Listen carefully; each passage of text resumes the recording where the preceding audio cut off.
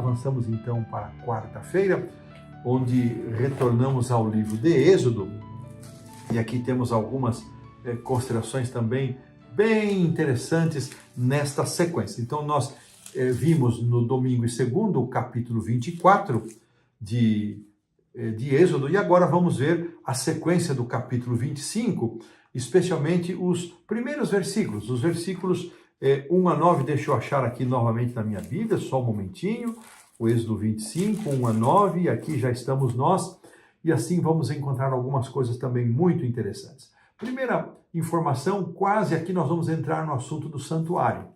Quase um terço do livro de Êxodo trata do tabernáculo. Olha que interessante, uma estatística. Eu não havia também prestado atenção nisso e agora aprendi essa estatística.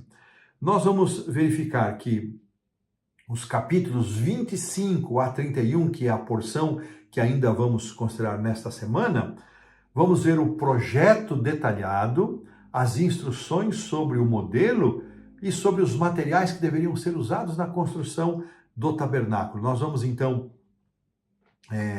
verificar que o tabernáculo, ele nos ensina, como foi mencionado ali na introdução, a frase do pastor Laércio, né? Ele nos ensina uma lição monumental, uma lição preciosíssima do plano divino da salvação. E por isso devemos prestar bastante atenção nestas instruções. Deus ensinava por vários meios, diz aqui o Dr. Moscari, e um deles era o santuário.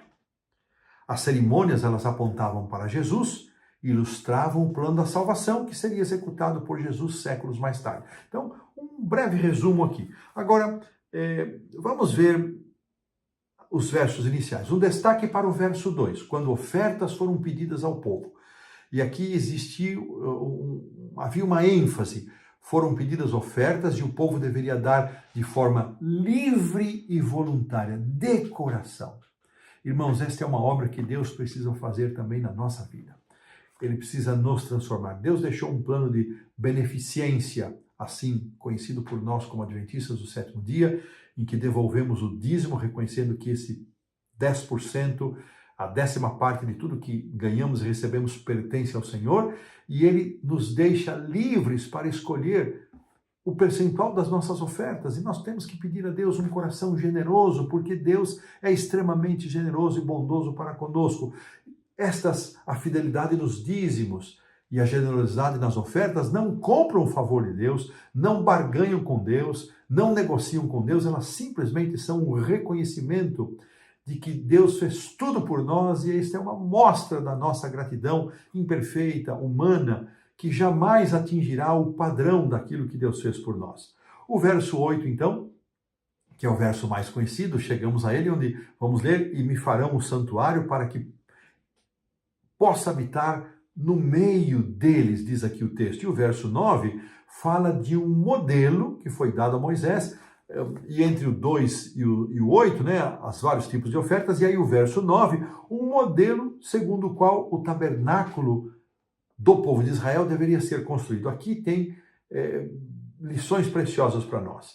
Vamos ver que lições são essas. Primeiro, embora Deus estivesse conduzindo o povo de Israel e ele se manifestava, coluna de nuvem durante o dia, coluna de fogo durante a noite, Deus assim ainda instruiu Moisés a construir um santuário para que ele pudesse estar no meio do povo. Isso não significa que Deus estava ausente, mas ele queria mostrar de modo mais visível e concreto o seu companheirismo. Por isso ele orientou e ordenou que se fosse construído uma tenda da congregação, um tabernáculo.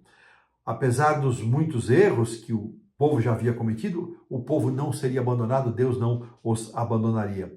A Bíblia diz que Deus não habita, olha que interessante, em templos e edifícios feitos por mãos. Discurso lá de Estevão, Atos 7, 47 a 50. Depois, Paulo, Atos 17, 24, o Deus que fez o mundo e tudo que nele existe, ele mesmo é Senhor do céu e não habita em santuários feitos por mãos humanas. Salomão, em 1 Reis 8, 27. Mas será que de fato Deus poderia habitar na terra? Os céus e até os céus dos céus não o podem conter.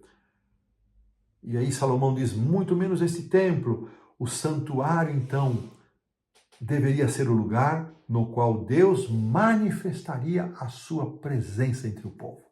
Esse era o sentido. Os israelitas deveriam trazer ofertas voluntárias, já mencionamos isso.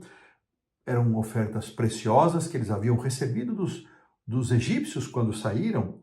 E agora sim, com essas considerações, nós entendemos que os versículos do 25 a 10, até o final do capítulo 25, e depois todo o capítulo 26 e todo o capítulo 27, nós vamos encontrar detalhes sobre o tabernáculo e suas cerimônias. E Deus apresenta a Moisés um projeto. E depois, Moisés, ao ter recebido isso, ele passou isso para aqueles que foram executar a obra. Mas isso, irmãos, é muito importante, porque isso aponta também para a existência, a confirmação da existência de um santuário existente no céu. Dificuldade para compreender, o povo de Israel manifestou dificuldade para compreender o Deus invisível diante de todas as materializações das divindades egípcias. Isso foi para o povo de Israel realmente um desafio.